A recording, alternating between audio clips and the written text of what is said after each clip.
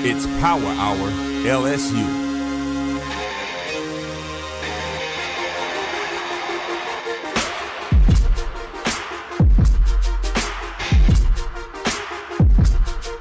Yeah.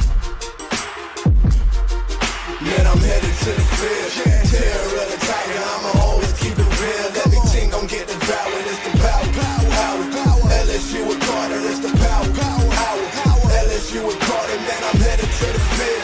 Terror of the tiger, I'ma always keep it real. Everything gon' get devoured, it's the power. LSU with Carter, it's the power. LSU with Carter, man, I'm headed to the field. Terror of the tiger, I'ma always keep it real. Everything gon' get devoured, it's the power. LSU with Carter, it's the power. LSU with Carter, man, I'm headed to the field. Terror of the tiger, I'ma always keep it real. Everything gon' get devoured, it's the power. LSU with Carter, it's the power. LSU with Carter. Are you freaking kidding me? LSU fans, you didn't even think it could happen. But I told you, a little old birdie said, don't count out Husan Longstreet from actually signing with LSU. We even did a YouTube membership video on that very thing. I did a full breakdown on some of his high school stuff because, well, someone told me, Landon Clark, that's not going to be it. So on tonight's show, Landon Clark's QB doctor, the man that turned Landon into the player he was at Elon, will join us. And we're going to talk about quarterback mechanics. We're going to talk about what he likes and dislikes about modern college football recruiting and all of that, and why Landon flew under the radar. Because, look, Landon Clark, he did a great interview with my friend Preston Guy, did a good one with Matt Moscona as well. But I actually want to talk to the man that really fine-tuned Landon's mechanics. So you're going to learn from him a little bit later. My guy, Balen Trujillo. Okay, let me make sure I got that. Trujillo. He'll join us a little bit later, okay? But the story today is one of the more shocking transfer portal college football signees, which was Longstreet. All right, so why did this happen? Just last week, we were wondering, hey, Longstreet might be our only option to even sign and start going into next year. You never would have thought that LSU would have landed all three of the quarterbacks that they truly pursued outside of Brendan Sorsby, okay? The first thing about why I was never out on Longstreet going to LSU was, a text I got, and it said, hey, we're not done yet at the quarterback position. We're not. And I was like, man, that doesn't make a whole lot of sense. But part of it is also my intuition. And what has been a major talking point here on PHL? What has it been? That every year, Lane, for some reason or another, it could be moolah, but it can't just be moolah because he does it every single year. This is not a Lane Kiffin glaze. I have given him praise when he was with those other guys down in Oxford. Somehow, some way, this man convinces players to join loaded position groups. And these players come in, they compete, even if they don't play. When their name is called, they are ready to go. We saw it a few years ago.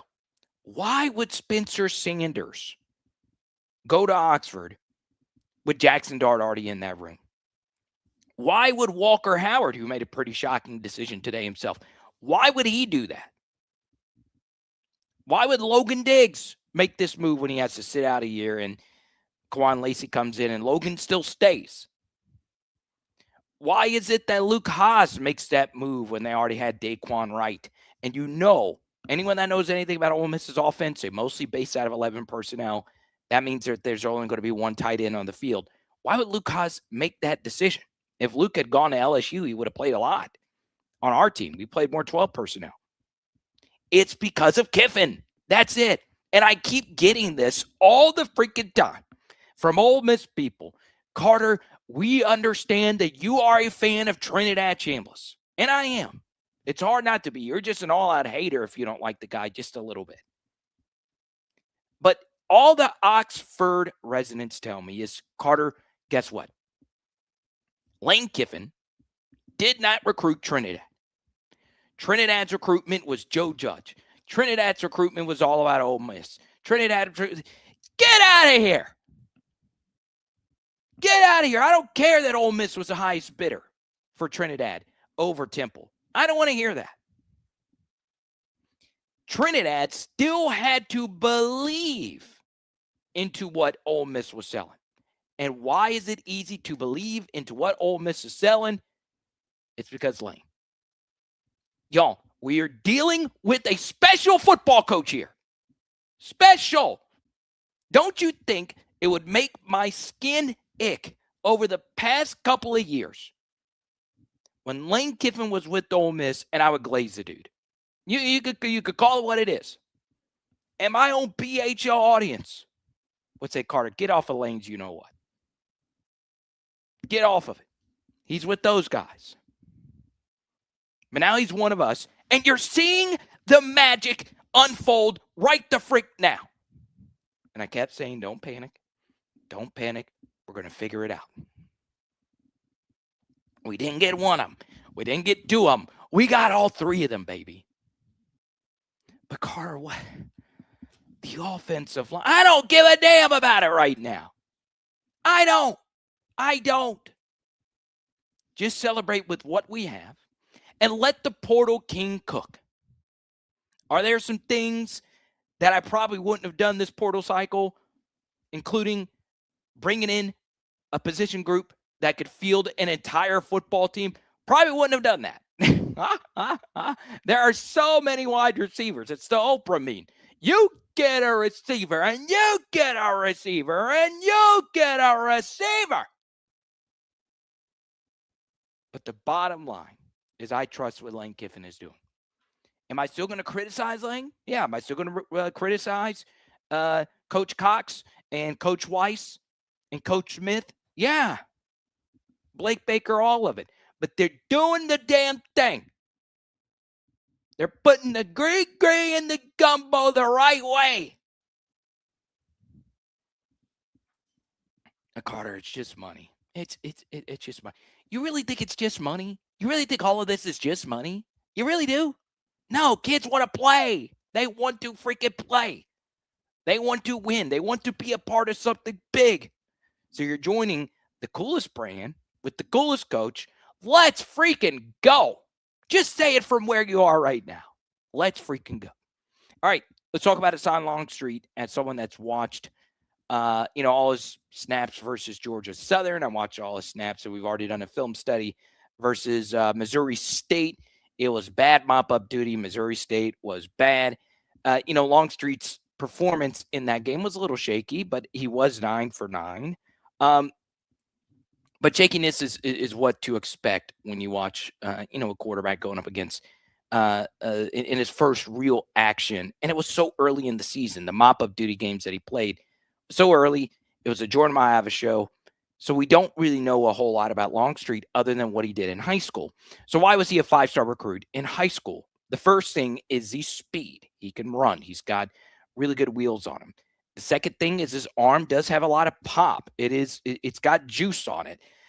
As I watched him a little bit more, I don't think it's like, it's kind of hard to compare the strongest arm, which is like Brett Favre, Josh Allen, Michael Vick level stuff, especially with a quarterback that's smaller. But obviously, of the smaller, like 6 foot and under quarterbacks, Kyler probably has like the most special arm. Longstreet's arm is good. It's got juice on it. But I'm telling you right now, y'all, Landon Clark's arm is glorious. All right. So the funny thing about it is when you compare Landon Clark to that of Husan Longstreet, they are very similar. They are very, very, very similar quarterbacks. Both are 6 foot. Both are really good at the zone read game. Both like to get the football down the field vertically. So I really do like both of them. They really are and are not carbon copies of one another. It's just Landon Clark has played. And then we get into what to me will be the most fascinating aspect of the spring, which is the QB2 battle. because obviously they're not going to want Sam Leavitt to, push it too hard in spring. We've put such a big investment here into Sam, want him to take his time. We know he can play. And I listened to the interview that Landon Clark did with Preston Guy and Zach on Tiger Bait, and it was really good. I highly recommend everyone go watch it. And he's not someone that's afraid of competition, but he did say he was really excited for the aspect if Leavitt wasn't going to be available, he's going to get all those first-team reps. So that's why it's important that we're going to talk to Longstreet's Longstreet. We're going to talk to Landon Clark's trainer in just a second. Balen, you're going to love him. I talked to him for 20 minutes right before I got on live here. So it's going to be fantastic. I guarantee you. All right. So we're in a really good spot right now. We are in a really good spot. The number one portal class. Now, the thing about the number one portal class aspect of it is you do need to understand that different sites do different things. Okay. They do. The first thing is some sites like On3, they factor more in what have you lost compared to what have you gained. And obviously LSU lost a lot of snaps. And then 247 more so, and this is just my read on it, they just grade you on your portal additions. All right. And we can get into the pros and cons of doing both. But for right now, this LSU transfer portal class is very, very, very good. I don't know if I want to call it like a special transfer portal class. This is obviously, to me, one of the more incredible feats to bring in 3 different quarterbacks in one class. And to also understand that you needed to bring 3 total quarterbacks into this class. I'm also comfortable saying that all 3 of these quarterbacks are really going to be locked in into actually trying to make it work and actually playing out the entire season. All right. Then we get to one thing I tweeted out a few hours ago, and people are kind of getting it mixed up with me saying that this equates to automatically being a good thing. I'm just sharing what changed from last year to this year when it comes to this quarterback room. It's a philosophy. Last year's quarterback room at LSU is one of the more unathletic quarterback rooms we have ever had. None of the 3 quarterbacks that we had in our room would you consider to be plus runners. Now, that doesn't mean that they're not bad, but Michael Van Buren just looked more mobile than Garrett Nussmeier. But the truth is, Garrett Nussmeier, his mobility is a lot like Verizon's mobility right now, non-existent. And there was levels on levels of that pun right there. I honestly just came about that, on top of the dome. So I deserve a lot of credit for that. But Garrett didn't move a whole lot, and that cost him. There were some instances. Now, he did run a little bit more, but there you go. It wasn't great. Michael Van Buren, he just looked faster than Garrett, and his legs were still great, but his running style wasn't the best. 2 feet first slides on 3rd and 10, 9 yards out, or 9 yards in will drive anyone crazy. Drove me nuts. And then Colin Hurley is not a runner either. So we were a small quarterback room with not a whole lot of mobility. Now we get an absolute tank in Sam Leavitt. I say he's a tank. 6'2", 6'3", good quarterback size. And then we do have 2 smaller guys in Landon Clark and Longstreet, but they're insanely athletic, right? They both can run really well, and they both have strong arms. And I'm telling you, man, Landon Clark's arm is glorious. Now, I will say, with Landon Clark's arm strength, you have to understand that there are 2 different types of arm strength, right? There is how far can you throw it and how fast can you throw it. And Landon's arm might be more of a how far can you throw it compared to how fast can you throw it. But in terms of how far you can throw it, Landon is up there with some of LSU's best. Okay. Now, there's an upper tier of that, which, of course, is Jamarcus Russell 1, probably Met 2, and then Ryan Perrilloux 3 when it comes to how far you can actually chunk it. I don't think anyone is really ever going to touch Jay Russ in that category. But Landen can let it fly. It is a lot of fun. It is a lot of fun. Okay. So really, really, really freaking excited about the future of LSU football's quarterback room. All right. So I blabbered on for 15 minutes. Once again, Mr. Balen will join us around 6:45, Landon Clark's QB coach, and we are really excited about that. Okay. Coming out of the ass with coping with Ole Miss fans. We say hi to Brian. Shows me more love on the NFL channel than any of you. If you don't have a mobile quarterback, you'll need to have a 2011 Alabama or 2004 USC offensive line or 2019 LSU or 01 Miami skill guys. You're right. You're right. It's a good point right here by Pegasus. So Staub was a Colorado transfer who was making a visit to LSU. I don't know. I really don't know. But I wasn't even going to mention him because he's water under the bridge right now. Unless he wants to come too. I'll take a fourth. It's all good, Chase. I hope your podcast is doing well. Side of Jamie, DB, 904 Drew was the first one in the chat tonight. John says Longstreet has a rocket launcher too. Yeah, he's got some torque on it. All right. We have a USC fan in here. I'm sad to lose Longstreet. I think he's better than Mayava. I don't know about that. I hope you're right. But Jordan Mayava is good. He's good. You know, you're lucky to have him. Okay. If you were to go in the portal right now, whoa.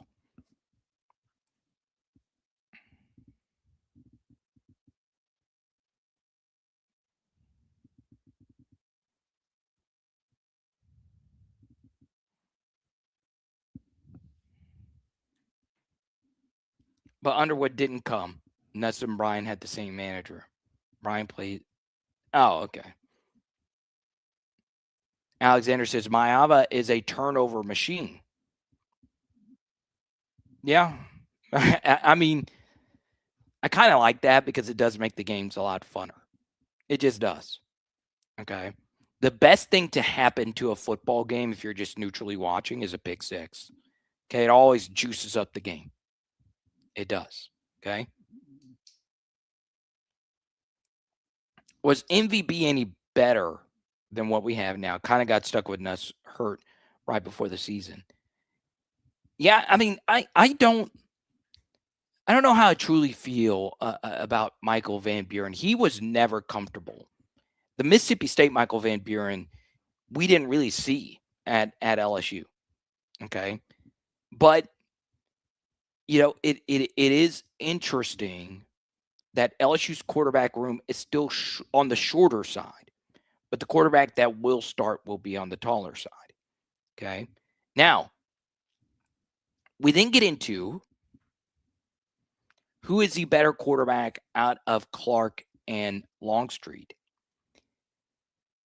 And it's going to be tight, man. I don't know. I really, really, really don't know. On one hand, you have a guy who started and played a lot at Elon, and completion percentage was not great. But you also have to actually watch the games, and I've actually watched some of the games that Landen has played. It's kind of how they played, right? So they played in a very Chicago Bearsian type of offense, which is not a lot of screens. All right, we're chunking this biatch as deep as we possibly can, and I didn't say the B word. I said biatch. It's different. We are chunking that bad boy down the field and just hoping for the best. Okay. So that's going to have a detriment on your completion percentage. But I'm telling you right now, man, Landon Clark's got juice. He has got some serious juice. I'm excited. Something else about Clark and the competition between him and Longstreet, they're the same age, They have similar profiles, but just two completely different types of stories. You have Landon Clark, who actually proved it, actually starting and playing. And then Longstreet, who is a 5-star. And you have the 5-star quarterback versus the 0-star quarterback. So there you go. Now, I want to talk about this Jordan Seatan rumor. So there was a, prominent LSU reporter who wrongly tweeted out an erroneous report regarding Jordan Seatan. All right. So Jordan Seatan is a 5-star offensive tackle at Colorado who is in the portal. And he's good. He's just a good football player. So he is going to at least get $2 million as an offensive tackle, which would be a bargain. All right. I think if you're getting a seasoned offensive tackle, even if it is just for a year, it's a bargain if you can get it at $2 million. It's probably going to get 3, and there could be a very desperate team that says, well, yeah, let's go ahead and give him 4. Now, I do not know enough about the inner workings of all the deals that these players get. But this is a very common question that I do get is if we're bringing in 11 wide receivers, why wouldn't we couple up 4 or 5 of them and the money that we're giving them and then just hand it over to Seatan? And it doesn't quite work that way. There's a lot of guys like a Josh Jackson coming over from McNeese.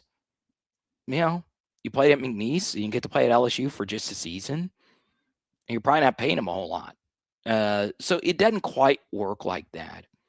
Then something else with a guy like Seatan, and you're competing against the best of the best, deepest bagged programs. With him entering the portal this late in the process and there only being one portal window, I just can't really think of any offensive lineman or just any player in the transfer portal that has more leverage than him. Okay. And I don't know if this was strategic or not to wait once the demand actually dried up and then you enter when you're going to get a premium. I think it's actually genius to be one of the last men standing on the offensive line. But I do think LSU needs to get involved. I just don't know where we're at with the cap and if you want to bring someone in and pay him that much money as we move forward. Now, we get into another story here. Nick Anderson has entered the portal. This was known. When you bring in 11 wide receivers, why would Nick want to come back in that situation when you are 1 year later into your career, you have another injury? So I don't know. I really don't know what Nick's going to do next. But he is no longer with the team, and I would be very shocked if he actually does decide to come back next year. Okay?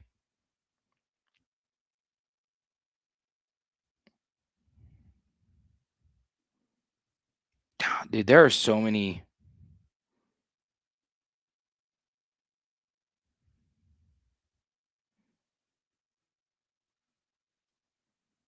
fake reports out there. There's a pretty crazy one in a different sport. I've had 2 of you send it to me during the show. I'm not going to be able to confirm it nor deny it at this juncture. All right. So we will go ahead and get to this first break. I'm going to make a few phone calls on this, or try to. It's kind of hard in this short period of time. But coming up after this, what can LSU do next? And is there an offensive lineman that LSU could pursue in the portal from Louisiana? Are you missing that sweet swing?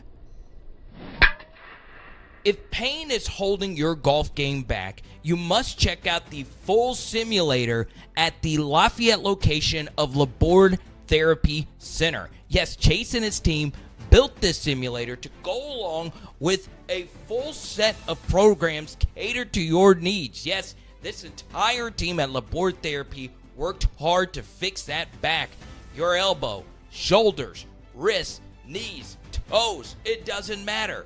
at their Lafayette location. 337-981-4053. Call today. But what if you don't golf? And what if you don't live in Lafayette? No problem. They fixed anything therapy related. Book today, LabordTherapy.com, with locations in Carencro, Youngsville, Morgan City, and Crowley.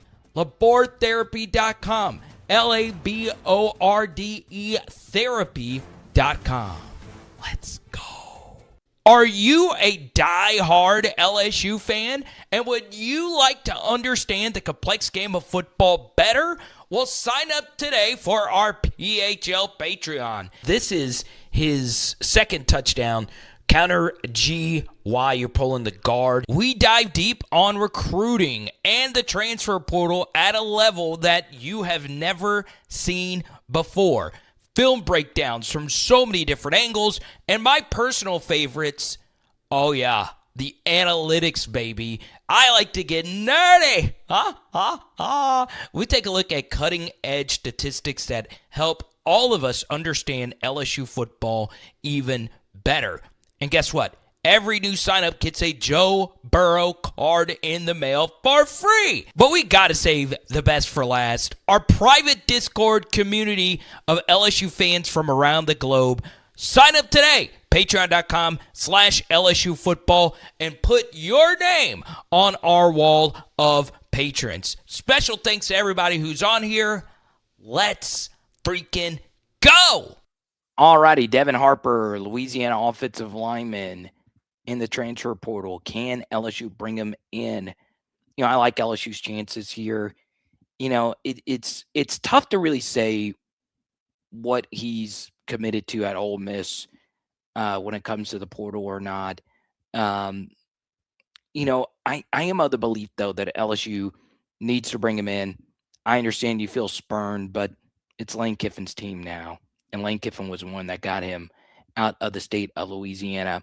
I'm also a little bit more sympathetic to North Louisiana recruits going elsewhere because it is a different type of journey than if you are, you know, from Metairie or Baton Rouge or something like that. So, you know, that's a one player to really watch right now for LSU. Now, I want to talk about a player that's not been talked a whole lot about, which is Dylan Jones, year 3 running back out of Wisconsin. Okay. Dylan Jones, spelled Dilin. The biggest shock of someone not spelling Dylan in the ways we normally spell Dylan is that we don't have a Y in here. That is a really fun new development over the last 10 years. People that spell a name untraditionally, they put a Y in there. I like the fact that Dylan is Dilin, makes you unique. 76 carries, 300 yards, 2 touchdowns in 2025. And that is not a good yard per carry average. He also had 9 catches for 21 yards. Obviously, that's also not a good yard per catch average. Not a big play threat, as you guys can see. But then again, Wisconsin's offense was probably the worst in the Big Ten. And you can make a case it was just as worse or just as bad, if not worse, than LSU's offense this past year. My biggest thing about Dylan Jones that I do like, and it is just one number that I'm looking at with Jones, is that he is indeed a bigger back. God, LSU needed to add some oomph to its running back room. We needed some slab.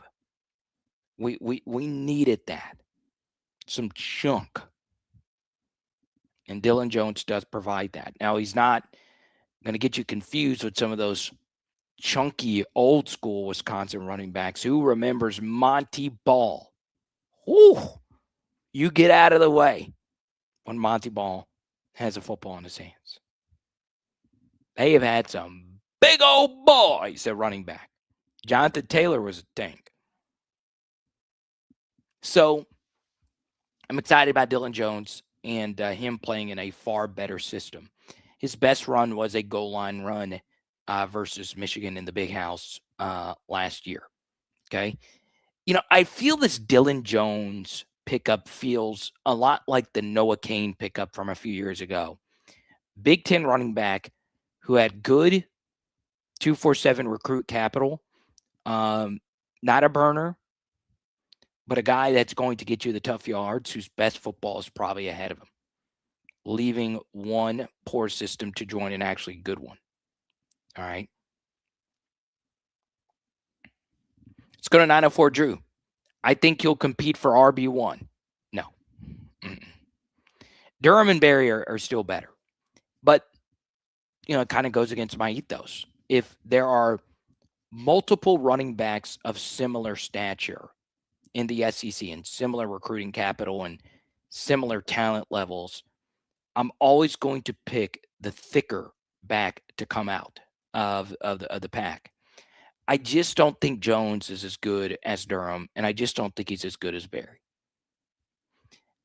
I'm also a little bit, and this is where I'm going to differentiate from a lot of you. I am just a lot higher on Kaden Durham than most. It is not out of the question that he is the best player on this entire offense next year. It's just not. All right. It's going to be hard because Barry is going to carry the football a lot too, because he's that damn good. But, Lane is kind of a workhorse guy. He wants a guy to be the guy. All right.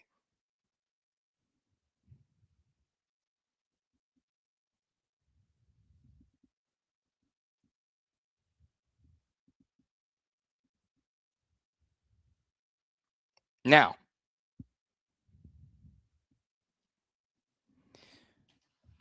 I want to talk about the biggest story. Normally when we get to this portion, we get into what did Lane tweet today. So we'll get to that segment in just a moment. We do have our guest coming up here in about 10 minutes. Really quickly, though, Oregon has been the story. So two controversial things happened at Oregon today with their quarterbacks. Number one is Dante Moore decides he's going to come back. And then number two, Dylan Raiola is deciding to join the Oregon quarterback room.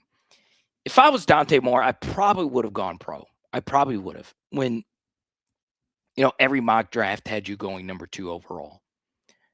But there is something to be said about just playing football. All right, so Dante Moore, he would have been drafted so high that he would have played next year. But you're rejoining Oregon. You're going to have DeCorian Moore back. Your running backs are super young. You've got one of the best coaches in the country. So I am of the belief that Oregon is in a really, really, really good spot with Dante Moore and Dylan Raiola. Raiola had to have known that Dante Moore was coming back, and he's going to sit the bench for a year. Now, why would Raiola do that? Well, Mahomes had to wait his turn. And, he's just going to do everything that Mahomes does. And at the same time, it does give him time to reset, see games from the sideline, and go to a system that has worked for quarterbacks that don't have elite mobility. Gabriel wasn't a burner, but he was a good runner, and Dante Moore is practically the same. So I get why both of them did what they did, but it's one of those things where there is so much money that Dante Moore is leaving on the table. But there's also a belief that college quarterbacks need X amount of snaps before or 2 full years of starts before they actually consider themselves ready to play at the NFL level. Okay. Now let's go to everybody's favorite segment. What did Lane tweet today? Let's get right into it. Harold Perkins officially declares for the NFL draft today. Even though Perk had such tough seasons after the 2022 campaign, he is still the best high school prospect I've graded since I've done my own grading. And boy, oh boy, I look good in 2022. But my biggest thing was I just don't know what his best position actually is. And that is what ultimately did Harold Perkins in as far as being a high level LSU performer. But still, the good for me outweighed the bad because we don't go to an SEC championship game appearance if Harold Perkins didn't have the season that he had in 2022. Okay. So, a definite strange legacy, but definitely a legacy that is deserving of celebration. So shout out to you, Harold Perkins. We go to DJ Pickett, FWAA Freshman All-American team, and a finalist for the Defensive Freshman of the Year. Well deserved. Okay. Lane Kiffin tweeting out the Husan Longstreet decision. Lane's doing the Jay Johnson tiger emoji thingy.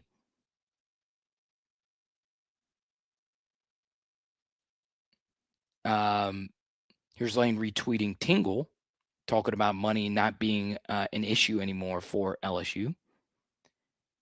And then this was brought up, the quarterback rankings. Okay.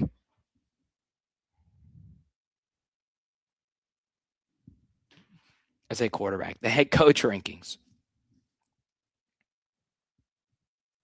And everyone's making a big deal about Michael Braden's head coaching rankings. 894,000 views. So type Y for yes, type in for no if you want me to opine on Michael Braden's coaching rankings. There are some pretty diabolical ones here. I don't think you can put Kalen DeBoer at 3 if we're mostly focusing in what they've done in the SEC. But DeBoer at 3 is not the worst thing. I do think number 1 is correct. I think Kirby is so far ahead of everyone else on this list. And I think Lane is a strong number 2. You can make a case that Steve Sarkisian deserves to be number 2. But I am fine with putting Sark lower because if you do something as bold as he did, which is fire your defensive coordinator the way that he fired him, Pete Kwiatkowski, I do want to wait and see how you actually do with a guy who nobody was really after for being a defensive coordinator, and Will Muschamp. So we'll see how that actually plays out. Josh Heupel being at number 4, I'm a big Heupel guy, so not too mad about that one. All right. We go down this list. Brent Venables at number 6 is laughable. I would put Drinkowitz ahead of Venables, even though Venables beat him this year. I would put Mike Elko ahead of Venables. I can make, it wouldn't be that great of an argument, but I can make an argument of Shane Beamer over Venables. And then obviously, when you're putting one of these kind of rankings out there, you're going to include one controversial one. And that is Clark Lee being at number 10. And the only coaches he's ahead of are the coaches that are new to the SEC outside of Jeff Lebby. So Clark Lee, back-to-back SEC Coach of the Year, Heisman Trophy finalist attached to his resume. I'm fine with putting Clark Lee here, though, in one aspect. Was he just a Pavia merchant?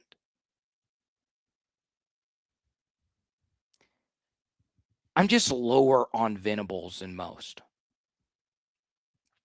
Summerall, Golish, Silverfield, Golding, Lebby, Stein. So I don't know what the criteria were for these rankings. Are you projecting how they're going to be going forward? Or are you more so factoring in what have they done lately? John Summerall at 11. Alex Golish, number 12. Ryan Silverfield, number 13. I'm probably putting Golding at least over Silverfield. Jeff Lebby and Will Stein. I will say, man, one guy I'm a little bit higher on this list is probably Will Stein, because we have seen that Kentucky is willing to sling some dollars around. So we'll keep it going. All right, Jeff Martin. I love Jeff. I knew Jeff in college. I love that Lane showed Jeff some love, and I'm glad that Lane kept Jeff Martin around. All right. Also like that Jeff was willing to put some people on here that are controversial, right? So Jeff, that's him on the sideline behind Nick. That's Jeff next to Ed. There's Jeff with Frank. And there's Jeff right there from earlier this year, okay? Big Jeff Martin fans here on PHL. He is a staffing assistant.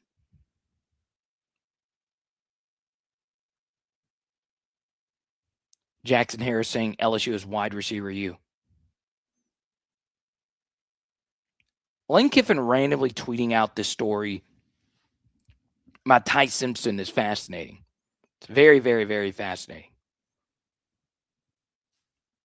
That Ty Simpson said that he was getting offered up to $4 million, and the Hurricanes upped it to $6.5 million.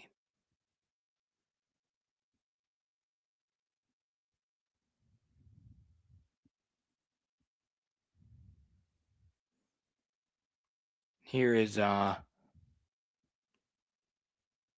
SEC Unfiltered tweeting out the Monster Milam double play to end it. Here we go. Lane tweeting out some old Ole Miss highlights. God, this performance was really great versus Arkansas because Trey Harris was a late scratch.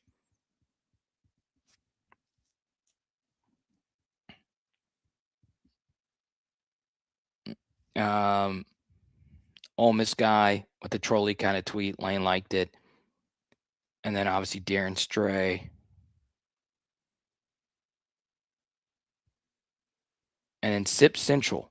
Lane whiffing. We did whiff on Sorsby. Damon Williams didn't work out, but we did eventually get Mr. Sam Levitt. So who's the joke now? Lane whiffing. So Megan at Barstool, I don't know Megan, but she tweets out, and then Lane says, let them, Megan. And then Lane tweeted out the final SEC power rankings. Yeah, Ole Miss has got to be number one.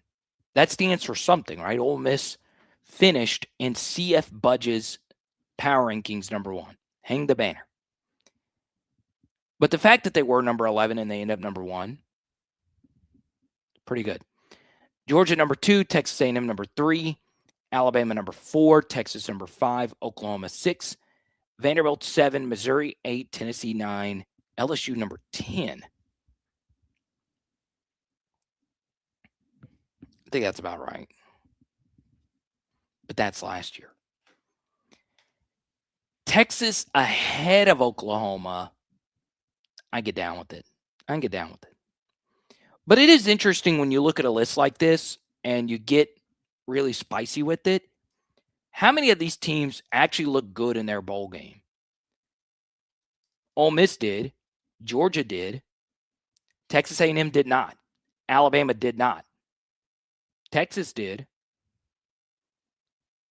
Oklahoma did not. Well, they played okay. Vanderbilt didn't. Missouri didn't. Tennessee didn't. We did okay. So there you go. Last one before we get to our guest, Mr. EJ, the DJ. Kaden just doesn't look as explosive or agile as he did in high school. Subpar footwork. His breakaway speed is non-existent. Crazy for a former track kid. All right. So is there something with Kaden's medicals that I know or that he knows, Mr. EJ? Used to be go hard or go home. I need that username back. Is there something about that young men's medicals that we don't know about? Well, I'll share with you that he has been dealing with lower body injuries for a couple of seasons. All right. And He had one in his first year at LSU. Then he obviously was dealing with some stuff last year. Do I feel he lost some of his explosiveness? Well, you do wonder that, right? But I just don't get too caught up in that unless it is something truly serious. Is he coming off an ACL? Is he coming off a broken ankle? No. And we did see some of that explosiveness. He did have a long touchdown run versus Arkansas. Now, that wasn't like a breakaway run where he just outran someone. He broke some tackles versus a loaded box. But the truth still remains the same about Mr. Kaden Durham. Mentally, I love him. He can catch the ball out of the backfield. Now, are there some little things that Kaden Durham needs to do a better job of? Yes. His pass protection could be erratic.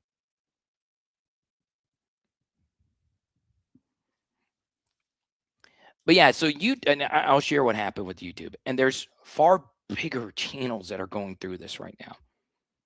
All right. We're 1 minute away from our guest. But I will address this because you did donate to the cause. Okay. So YouTube did change how the usernames come up on the screen, right? So it comes up as like an @ symbol instead of the, typical your name that you decided to put on YouTube. And I don't like it. I don't like it at all. YouTube, you're listening to me. You listen to me all day, every day, because I always have Gmail on my phone. Okay? Give me back the old school names.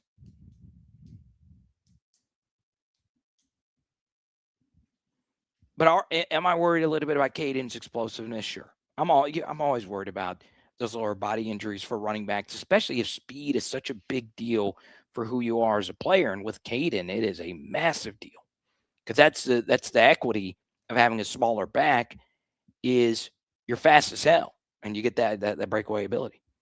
All right, let's talk to the man that helped Landen Clark become the quarterback that he is today. PHL Nation, I need some clap emojis in the chat. I need more positive energy in the chat for our guests. And make sure I pronounce it correctly again, Balen Trujillo. Balen, how are you, man? I'm doing well, man. Just, out here in Orlando, Florida, living the dream in 78-degree weather in January. So, Landen Clark, you take him on as a client. What was the first thing that you learned about him? He's just a good, humbled kid, man. He's just really all about business. He doesn't like to, get into all the glitz and glamour of the position. He just wants to work. When I first started working with him, he just got it to Elon. He was Virginia Player of the Year. He went in as a quarterback, and he just really wanted to focus on his development because he never had it before. I trained his backup, Luke Gaither, who's at Liberty Christian University in Virginia. He was a freshman while Landen was a senior at Radford High School. And so I started training him, and his dad was really impressed with how much Luke was progressing over the year. And so he took a chance one weekend and came to Orlando with him. And like I said, the first interaction was, he was like, "Coach, how can I just get better? I don't care about any of this other stuff. I don't care about the videos, all the marketing. I just want to get better. I just want to get better at my craft so that way I'm ready for when my opportunity comes at Elon." And so I love that about Landen. That's all he cares about, is he's all business. And you reached out to me because I guess you watched the stream and someone was wondering why he was a 0-star recruit and why he went to Elon at first. So walk us through why you think he fell under the radar. Yeah, well, he was actually, I believe he was a 3-star coming out of high school on some sites, not 24/7, but he was a 3-star dual position athlete. He was a DB and a quarterback. If you guys look at his bio on Elon, which I posted underneath one of your podcasts, he had 71 touchdowns alone his senior year at quarterback, and he also had 10 interceptions at defensive back. So he was first team All-State as a defensive back and as a quarterback. And he had over 10 offers at the Power 4 level to play defensive back and 0 scholarships at quarterback. And that's when he took a chance to go to Elon. And when he went on his visit, Coach Tony, who's the head coach there now, literally told him, like, "We are betting on you. We love the tape. Obviously, you scored 71 touchdowns in 1 year. I think it was overall like 143 or something like that total in his career. And he only started playing quarterback at the end of his sophomore year. He was always a DB. And they said, look, you're coming here to play quarterback, and that's what he did. His passion became quarterback. He could have easily went to Virginia Tech as a safety with Coach Pry, who almost got him at the end right before signing day, and he's like, no, I'm going to go to Elon and bet on myself. And then, of course, with how everything is in college football, eventually it could lead over to bigger opportunities. And here we are, 3 years later from that decision. Now he's at LSU Tiger. So, but yeah, the kid's just a phenomenal freak. And like I said, he did things in high school that most Virginia, if not any Virginia quarterback, will ever get to accomplish. And he has literally every statistical record in the history of that state as a quarterback. Yeah, and you see a lot of smaller quarterbacks have that about him, right? Like Baker Mayfield had, a gazillion records and all of that. And, when you do things with quarterbacks, do you feel size can work against a QB more often than not? No, the way the game is now, it used to be like when I played quarterback back in 2011, 12, I played at USF, go Bulls, and I ended up transferring to a smaller school, international. So back when I was playing, the pro style typical quarterback, 6'5", 220 pounds, more robotic, pocket passer, that was literally the measurable of what an elite quarterback was, I would say, in the early 2000s and the later part of that. So now the way the game has shifted to where it's more offensive friendly, where you're implementing more air raid RPO systems. They're generating a lot of points. Size doesn't matter. Production matters. And so that's what Landon Clark is. That's what you see. Guys like Kyler Murray, Baker Mayfield, like you said, Bryce Young, guys that are not big in stature, but they're able to do things with their feet and their arm to extend plays to generate a lot of points, which is now the flashy, more, I guess, the way of college football and the way it has evolved over the years, which gives opportunities like Landon Clark to really excel at quarterback at the highest level. Few more for you. The arm is just insane. I mean, I know he did the interview with one of my best friends, Preston Guy, and he said he could throw it 83 yards, and he can also run. So, Balen, we want your overall scouting on how you feel about Landon, and not necessarily how he performed at Elon, but how you think he could translate with LSU and Lane's offense. Yeah, the arm is absolutely insane. And, I've done camps where the beginning of my camps, actually I have one on Sunday. I usually do it around the holidays. Yeah. I'll do a throwing competition. It's funny. It's the one thing that I love parents to witness, because I eliminate I would say the stereotype of what they think is a Division I arm. And so I will literally say, if you cannot throw past 50 yards, I don't care what age you are in high school, you're not a Power 4 quarterback. And, people think all their kids are that type of athlete or whatever, or their type of quarterback. Well, if you can't do it, you're not going to that level. You're not playing in the SEC, the ACC, the Big Ten, and all that, throwing 45 yards. That's your max throw. It's just reality of it. So it's like a check. And so the first ever camp he went to, I divide him up by youth, middle school, high school, and college guys. He out threw a Notre Dame commit by 23 yards. Yeah, it wasn't even close. And like he said, he threw 83 yards. That was literally at my camp. 83 yards, flat-footed, no type of gather step. He just let it go. And it was absolutely insane, the arm talent that Landon Clark has. And I've never seen a 72-yard throw in a game. And he has that on tape right now. You guys go turn on Western Carolina, which is obviously the viral clip that's been going around.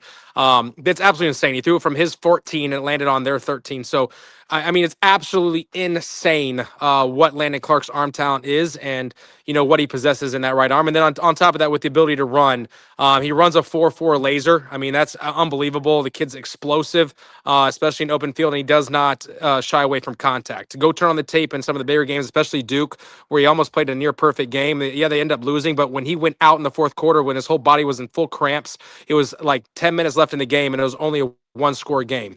And so that's just, again, and he had barely any talent around him at Elon. I'm just going to call a spade, and what he's about to see in spring at LSU. So he's just that type of dude, man. And I think what translates to what Lane Kiffin does, I mean, look at guys that under his tenure, like a Jackson Dart, even Matt Corral, and then obviously he's getting compared to the Chambliss kid. I think it's more about the story, but they kind of have similar traits. Right. But I do think that Landon is more explosive as far as in the open field. Chambliss is a magician. I mean, the kid is absolutely absolutely freak. Yeah. But I think Landa possesses a lot of those qualities, including the big time arm, and he can make any throw, and he's very accurate with the deep ball, which if you watch Lane Kiffin's offense, he loves to stretch the field vertically, and he likes to hit the big play. And I think that is Landon Clark to a T. And so he was doing it at Elon with good talent. He did have a couple receivers that are also now in the Power Four situations right now with their decisions. But as far as like the whole scheme around him with the offensive line talent, the running back room, the receiving core, and then obviously his talent, I mean, he can do anything that Lane Kiffin wants, and I think that's what was exciting about him being recruited by LSU. They were the first school to hit me up when the portal opened on Friday. They were the Oh, first big okay. Power Four school, and they told me and his agent not to say anything because they were afraid that word was going to get out about this kid. They wanted to keep him under the radar because he was getting a lot of Group of Five offers. But they're like, look, we're gonna come in late and we're gonna steal him. That was always the goal for them. And JMU came in first too. Billy Napier loved his tape. Was obviously offered him everything that program can offer, and it was very close. I mean, it's close to his home. It was a great visit, but he wanted to check out LSU, and through that, there was word got out that LSU was interested. So Joe Salone, a guy who actually coached me at USF, was our ball boy. Now the OC at Kentucky, he was all over Landon Clark. So they got him on a visit for that Monday and Tuesday. Then Michigan got word of him. They flew him out there, and then he got offers from Washington.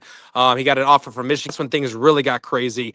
The fact that Charlie Weiss just got done with the playoff game Thursday night, and his first person he saw in Baton Rouge was Landon Clark, that really spoke volumes for Wow. Landon. He was the third quarterback on campus behind Sorsby and Levitt. So if you do the pedigree order, Landon Clark was definitely a priority for LSU, and they made it very clear early on. And so when Charlie Weiss sat down with them at dinner or in the morning Friday, the day after, their national championship hopes, I would say, that just spoke volumes for obviously Landon Clark. And then the morning of his last visit, the last day of his visit, Sunday morning, Ole Miss and Tennessee both offered him, and Tennessee tried to fly him up to Knoxville that Sunday morning, the Wow. day of the end of his visit. Yeah, they got crazy. He told them no. Agent told both of those programs no, that he was fully locked in with LSU. He had just verbally committed to Lane Kiffin. Obviously, nothing was released yet, but he was locked in. And then, no joke, guys, this is no joke. I have a really good relationship with one of the coaches at Georgia, and the moment that he committed and made an announcement, Georgia came and called me and said, we don't want him to sign anything. We are all in with him. So it's just crazy to see the talent and the, no joke. And Georgia put it off on the Wow. table. That honestly was insane. But that just speaks volumes of Landon Clark going from Elon and doing what he did to obviously the people who were evaluating and breaking down his film for him to now be the talk of pretty much the top of the SEC when it comes to all the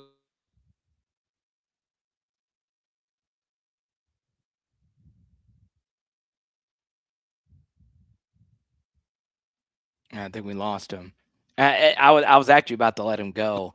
Let's see. Let's see if we can get him. Okay, there we go. Yeah. What? got me. Yeah. So Can you guys hear me? yeah. We can hear you loud and clear. Can you hear me? I can't hear myself.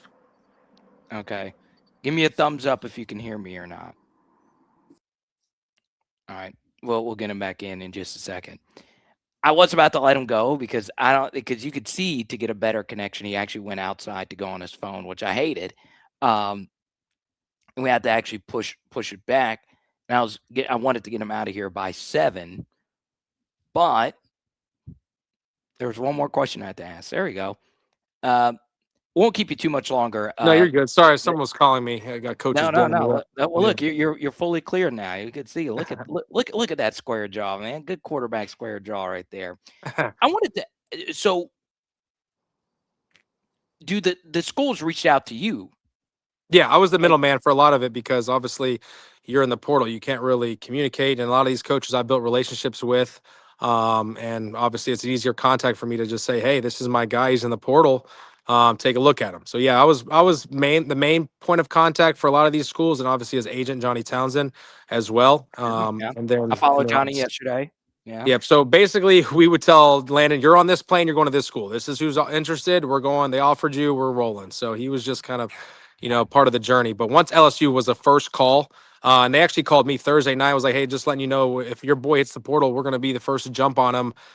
They were not messing around, man. They meant business, and they stuck to their word the entire time and was very honest from the get-go. They said, look, we're going after Sam Levitt or Sorsby. That's going to be our one year plan, hopefully 1 year, because if they do well, obviously you'll go to the NFL. And then you are our developmental guy that will come in and get some reps and packages, but then also be our guy for 2 years after that. They believe he has a talent to really do some big things in the SEC. And they bet on that, man. They were, like I said, from the jump, honest with Landen, and like I said, he's a competitor, so he didn't care. Yeah, and that happens, and it's fascinating to me that they reach out to you. Then, and it's how a lot of it does work. But for me, you get that phone call, and so LSU was first. Was there any decision between Michigan, or was Landen like, I really want LSU to work? Yeah, LSU was the one that he wanted to do the most. Kentucky was close. JMU was probably the second. Billy Napier and his staff really did a phenomenal job of recruiting him. Even after he left, they were like, "We're waiting on you. We don't care. We're banking that you're going to be our starting quarterback next year. We have big plans for you." And then then they were even to the point where it's almost like, you come in for 1 year, we're okay with you leaving. Like, we just want you for 1 year so we can do this thing. And they did a really good job. Billy Napier's a really solid dude. His staff, Coach Aaron over there, I love him. He's the quarterback coach. They just got a new OC. Like, they have a phenomenal coaching staff at JMU. And of course, it's only an hour away from his house. So it was a really good selling point. But once LSU was told to Landen, hey, this could be a very big opportunity, he was like, well, I'm not going to make a decision until I see LSU. And that was including going to Kentucky, going to Michigan. Obviously, Washington had offered him in the mix of that. Even Virginia Tech tried to slide in there. So it was multiple decisions, but it really came down to being the starter at JMU and betting on, obviously having a phenomenal year and then getting back in the portal a year from now. And then obviously being the one guy, like not a backup plan, but actually the one. Or do you go to LSU knowing, hey, this might be the place I end up anyways, and doing a developmental year under Coach Kiffin, under Charlie Weiss, under, Coach Dane, and really developing that way and maybe even seeing some playing time and then being the guy. So I think he was like, I'd rather take a chance on that. I'm a competitor. And honestly, I'm going to be honest with you guys, like, the way he's looking at it, he doesn't care that Sam Levitt signed there. He doesn't care that the new kid from USC just committed today. Yeah. He honestly thinks he's the best quarterback in the room. And we're going to get to see that in the spring. Right now, obviously, Sam can't go in the spring, so it's going to be between him and that USC kid. They're going to split 50-50 reps, and he's going to bet on himself. And I think that if he's given a fair shot, he's probably going to either be the number 2 solid, or he will have packages where you will see him on the field this year and then be the guy for 2 years. That's what he's banking on. That's what we're all banking on. And I know he possesses all the tools to make that happen. Were you shocked that Longstreet? Did y'all know that was still a possibility after you guys signed? No, we found out today. Honestly, we thought Longstreet had made a decision not to go to LSU after Landen had first committed because they were still actively going after Sam Levitt. But we thought, hey, it was, obviously, I think Longstreet wants to be a starter somewhere. I think that's what we thought. And he was like, you know what? Once that was made, he was going to look at other places like a Miami or somewhere else where he was more geared towards that starting role. But today, honestly, they called me. They called Landon Clark. They're like, hey, this is what's happening. He wants to come in as competing for the 2 and the 3. Like, we're going to give him a chance. We didn't sign anybody in this class, so they were straight up with that. They're like, we didn't sign anybody, so we have no one really in the room besides you and Sam and a walk-on. Like, we got to fill the room up, and they pride themselves as having the best quarterback room in the country and letting it play out. And I think that's awesome. It's only going to bring the best out of all 3 of those guys. Sam has to come off an injury on his foot. It's not easy, even though he's ahead of schedule. People can say that all day long, but you're playing in the SEC. So you're one snap away from, unfortunately, things can happen. That's part of the game. So now your next best 2 options are a former 5-star that came out highly recruited and Landon Clark, who's now an All-American from the FCS. So I don't think LSU's missing out on anything because of how well they've recruited the quarterback position. Clearly, everybody wants to play for Lane Kiffin.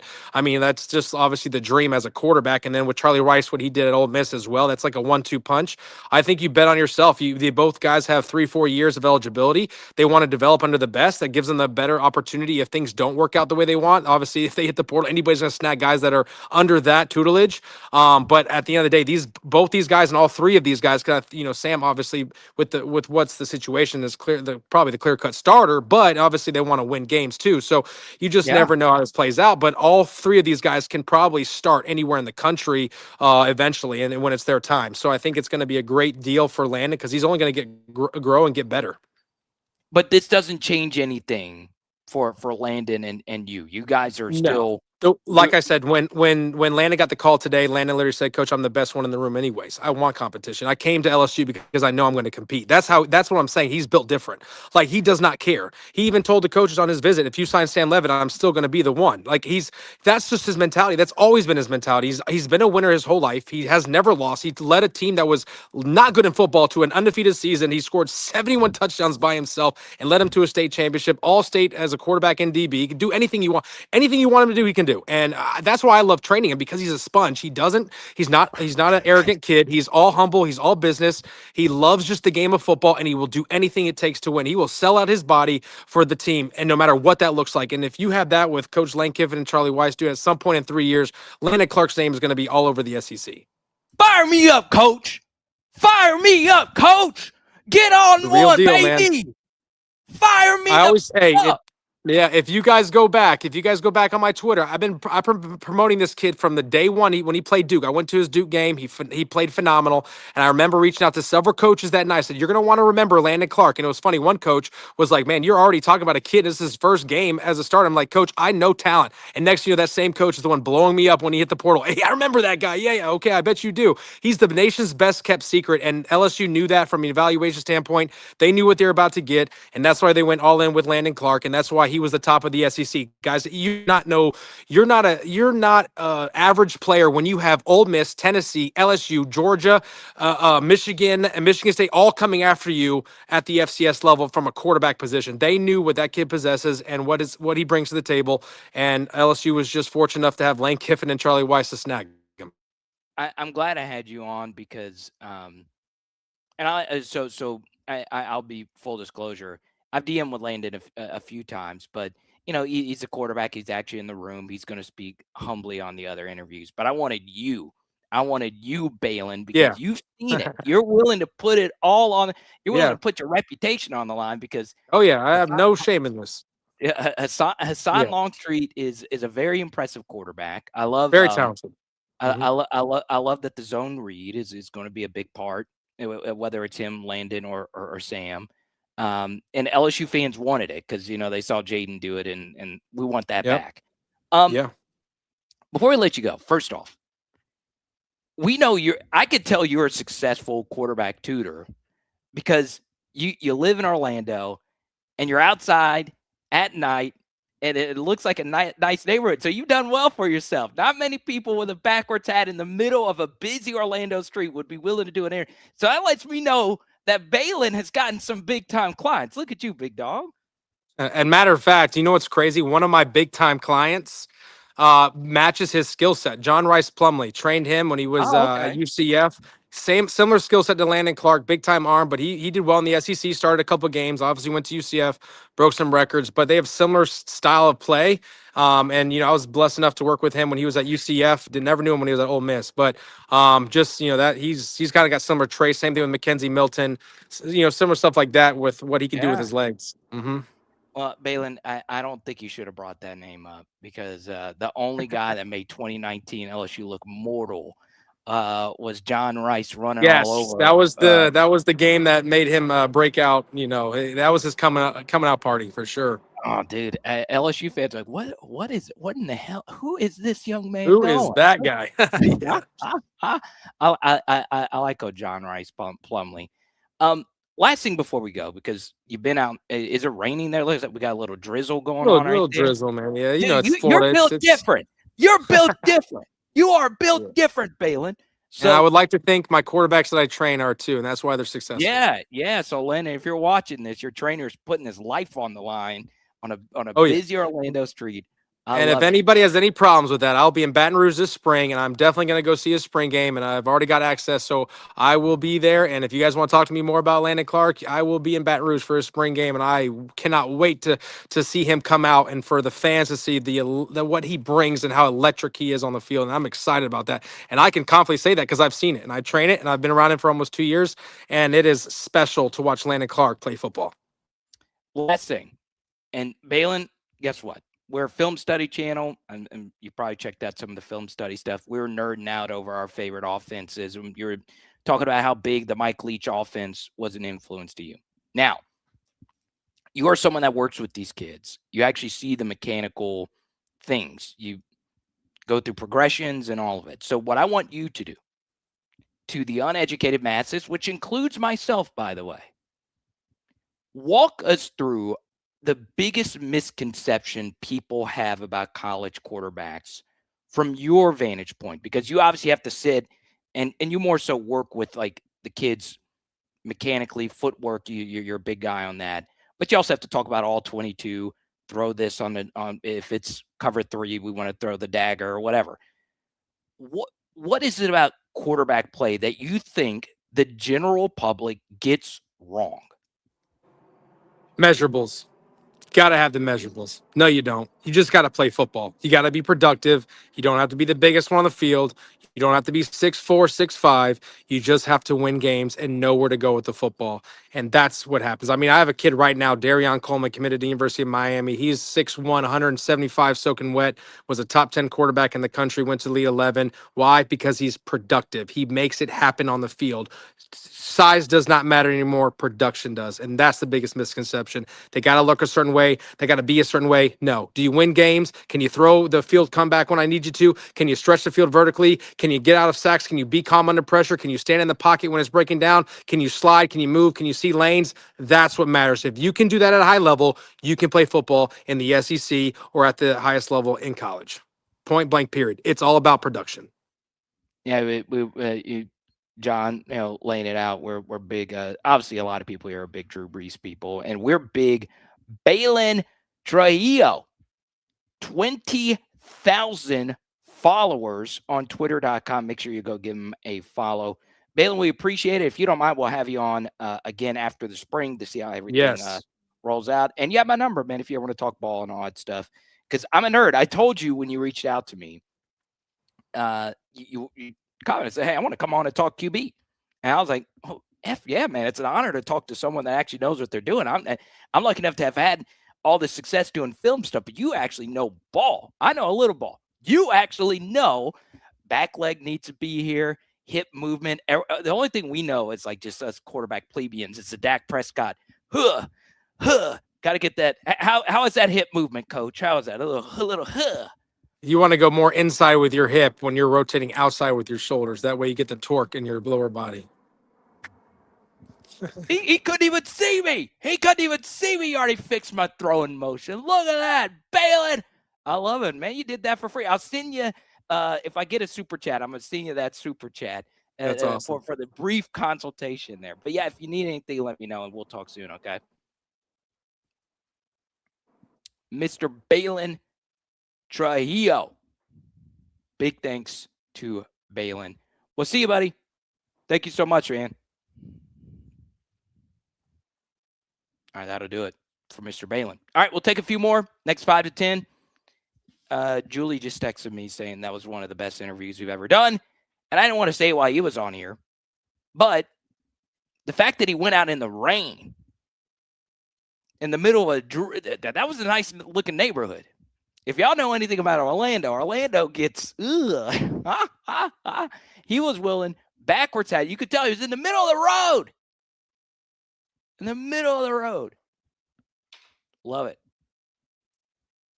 But yeah, so he agreed to come on the show yesterday. And then the Longstreet thing happened. Okay. The fact that he said, I'm still going to do it. And he said, hey, the Longstreet thing didn't change anything for me. It didn't change anything for me. Beside of Balen. For the Balen, I'm gonna Venmo him the $10. I'm sure his consultations are a little bit more. Okay. Now, here's the thing. Do I like Landon Clark more than I like Longstreet? Well, it's kind of tough for me to say because their profiles are literally so similar. All right. But if I were advising a quarterback, the biggest thing I would say is go somewhere where you're going to play, especially if you are on the older side. So I said this, I'm going to be consistent as far as, what I said about Longstreet. So I've always shared this. If I'm doing a film study on a kid, more than likely I am hearing that this could actually happen. All right. I don't like wasting my time doing film studies on things that I don't think are going to happen. I'm not an insider. It's not what I want to be. I'm never going to be the first to break news. Shea Dixon, all those guys, they're way better at that than me. But for my patrons and our members, you know that I released a pretty nice Longstreet film study just for you. Okay. I wouldn't have released it if I didn't think that that was still going to be something. All right. And part of it was just rational because I don't think Longstreet, thank you so much, Player X. Thank you. I did not think Longstreet was actually going to another school other than LSU. And I'll tell you why. Yes, there were more immediate playing opportunities there available. But ask yourself, Miami, after a national championship run, potentially, were they actually going to hand the keys of the offense to someone that's just a 5-star without any real starts? No. He's only a year 2 guy. And from Longstreet's vantage point, yes, you've already burnt, you already have a red shirt. All right, so you have 4 years of eligibility left. Why would you go anywhere else other than Lane, who has done more with this type of quarterback than practically anyone else? With Longstreet, I don't view him as a quarterback that would work well versus Tennessee or with Tennessee's offense. When I watched him, I was like, I don't think that's what he is. I actually, Landen Clark would have done wonders in the Tennessee offense. Ooh.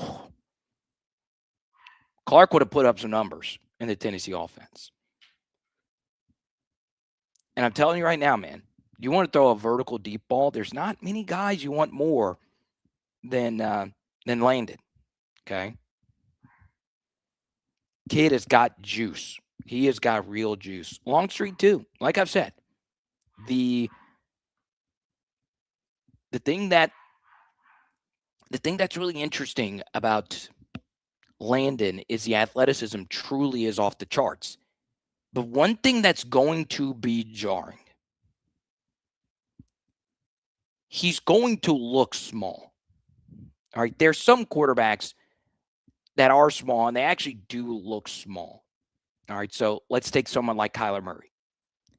He is small and he looks small. All right. Landen is more like that when I watched him. And there's also some smaller quarterbacks that look big. It's kind of hard to describe, right? And immediately I think of Russell Wilson. Russell Wilson was shorter, but he was thick.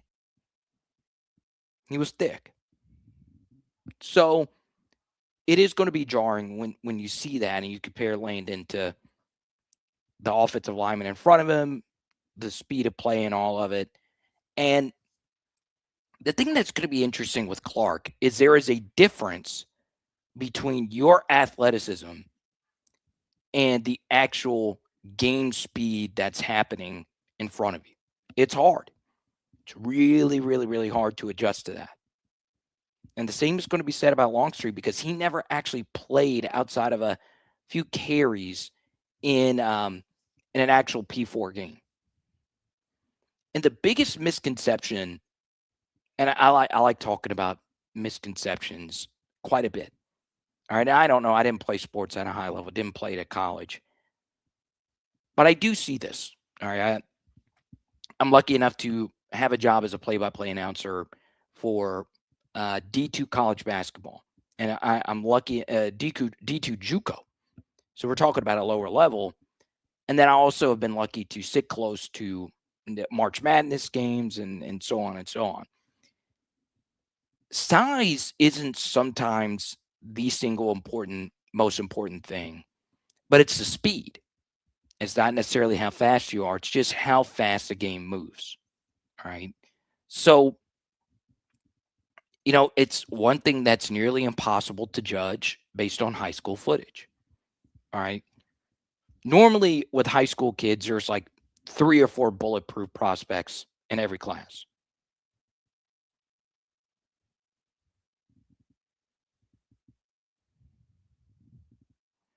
Hey, everybody's sending me tagging me in the Balen Trujillo thing. I do give him a lot of credit. Connection issues can be crazy. So the fact that he was willing to go, because here's the thing, I didn't reach out to him. What I was going to do, and Landen's going to have an open invite to join the channel at some point. And I get no money from this. I'm not affiliated with Tiger Bait, but Landen did a really good interview with Preston Guy. And Preston, of course, is, one of my closest friends, him and Blake in LSU media. Then Landen and I DM'd, but Balen under one of my streams said, "Hey, can I join your channel?" And that let me know that he wanted to say something. He really wanted to get something off his chest. He agreed to do the interview. Then the Longstreet thing came in. And when you're sitting here, you're like, well, maybe Landon Clark is pissed off about the Longstreet thing. Maybe he's trying to get out of it. No. He's already looked Lane Kiffin in the face and said, I'm the guy.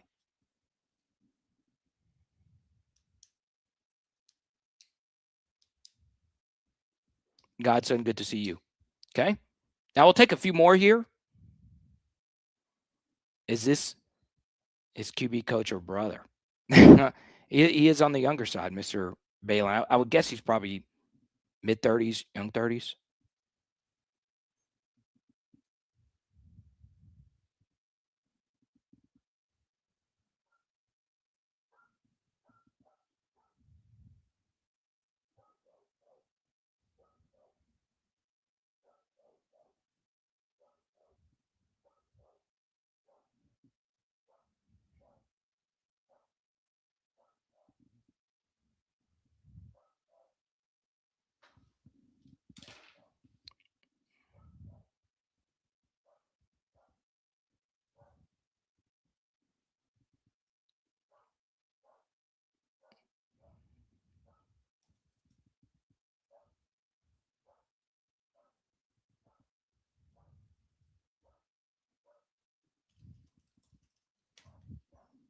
Let's see here.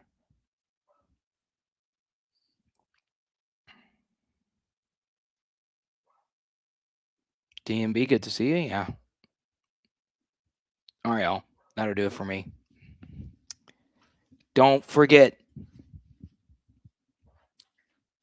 we will be dropping some new content on Power Hour SEC, another quarterback who's very interesting, committed to Arkansas. So if you're into the entire Southeastern Conference, go check that out. One thing it's going to be fascinating is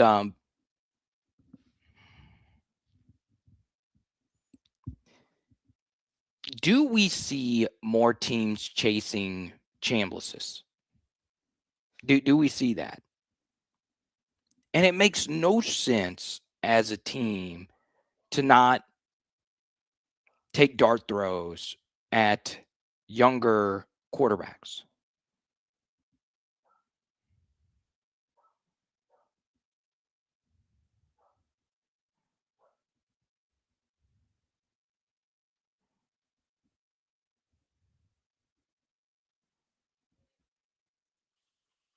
Crazy.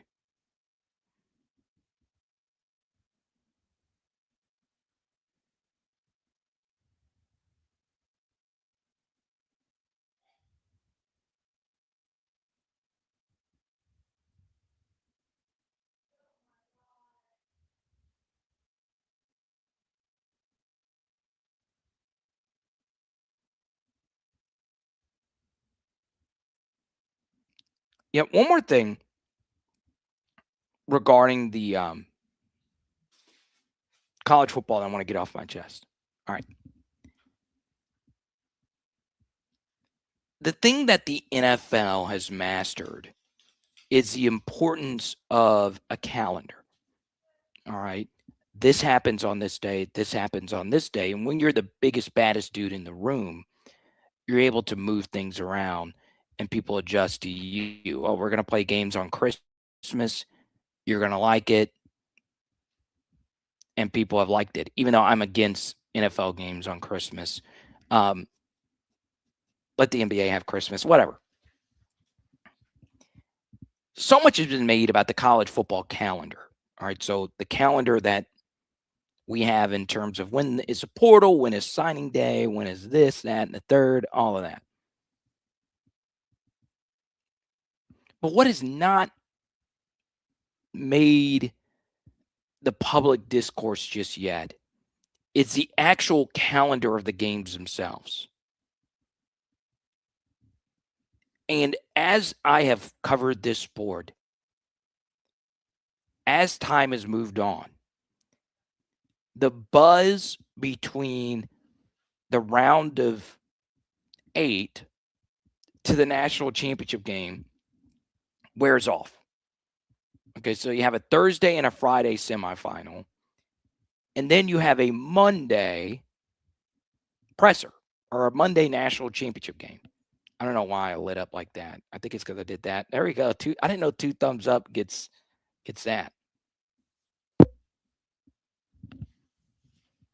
But you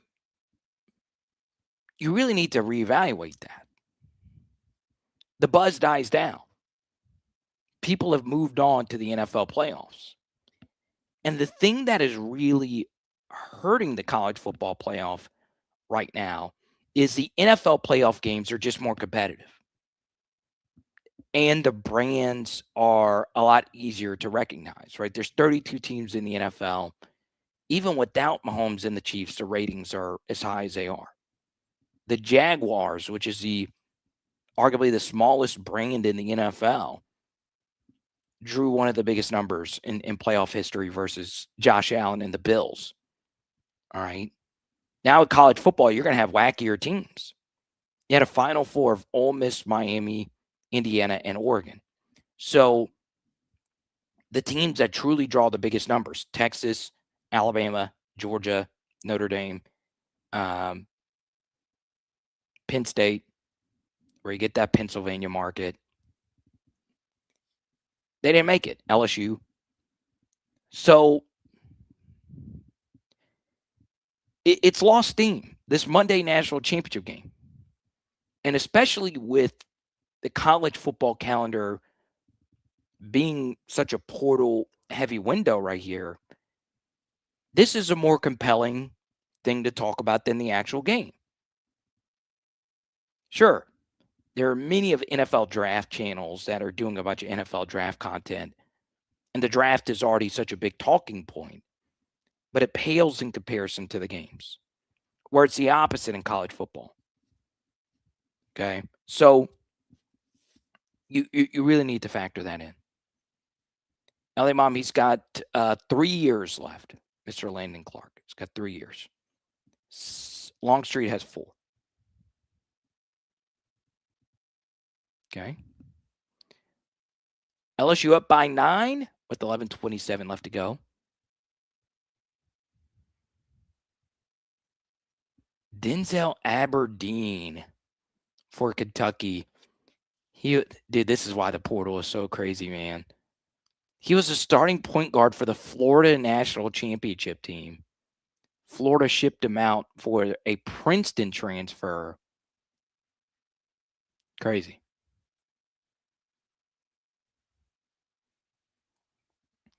You see, the number balance is off for LSU. You notice if you're watching the basketball game on in the background, too many single digits. Everybody on the court right now is wearing single digits. All right. Everybody on your team wearing a single digit number is the equivalent of walking into a street fight and nobody in your posse has black Air Force Ones, right? Single digit numbers never have black Air Force One energies, right? You need You need a number 24 in there. Okay. It's the balance of the jersey number universe.